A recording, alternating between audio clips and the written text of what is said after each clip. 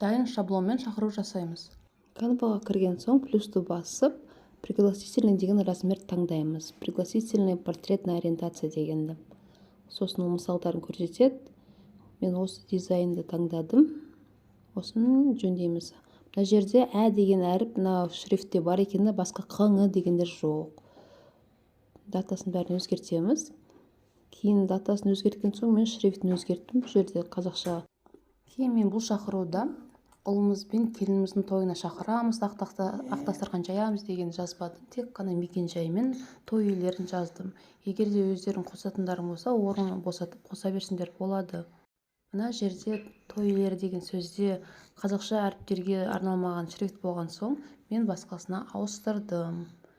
Егер де атында есімдерде ң-қ деген болмаса, ол шрифт бола беруші еді. Орысшаға болады, қазақша болмайды.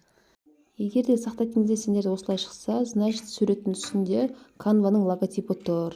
Ол тек платный версияға арналған. Бірақ скачать эскиз десеңдер, сендерге сурет сақтап береді Canva деген жазумен. Жақындатып көрсем, міне Canva деп тұр, байқалмайды, клетка сол суретті өзгертеміз. Ол үшін оны өшіріп тастаймыз да плюсты басамыз. Плюсты басқан соң галерея деген кіреміз. Галереядан соңғы суреттерді тұрады. Оны біз телеграмнан, болмаса интернеттен өзіміз скачать етіп аламыз. Осылай екі бұрышынан орната саламыз, копировать етіп бұрып. Бұл түсімен білінбейді да. Екеуі жарасып қалды түстердің бәрі. Бұндай гүлдер түр-түрімен бар.